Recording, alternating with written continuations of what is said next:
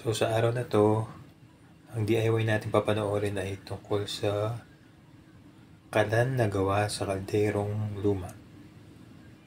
So una, kanyang kiniskis.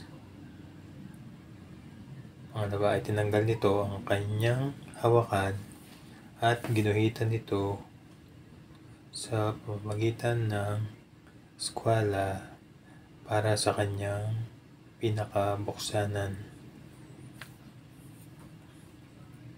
Gumamit siya ng grinder para mahiwa ang kaldero. So, sa takip naman ay ginuhitan ito ng pabilog at ginrinder para matanggal yung nasa taas nito. At tinanggal ang matalim.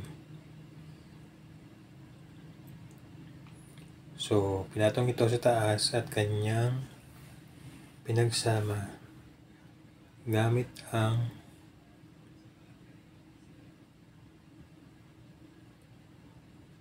parang tornilyo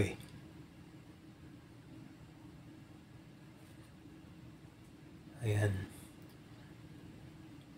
At nakahanap siya ng lumang stand para ilagay ito sa pinakababa ng kaldero.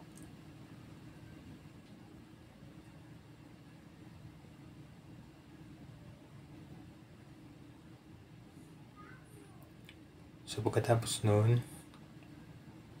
nilagyan niya ng bisagra yung pinaka takip ng kaldero na binawa sa harapan.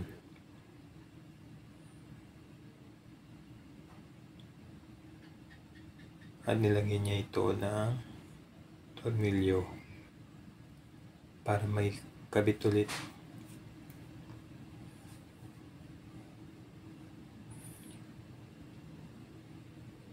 Pagkatapos ito, balik. Ayan. Pinalik niya yung hawakan ng kaldero.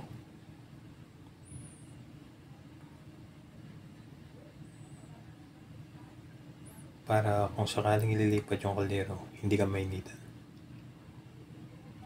Ayan, nilagyan na niya ng kahoy. Subukan na niya.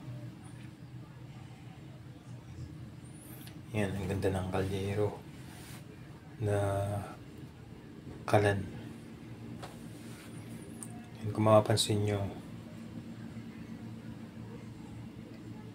hindi ka mapapaso ng apoy dahil cover na cover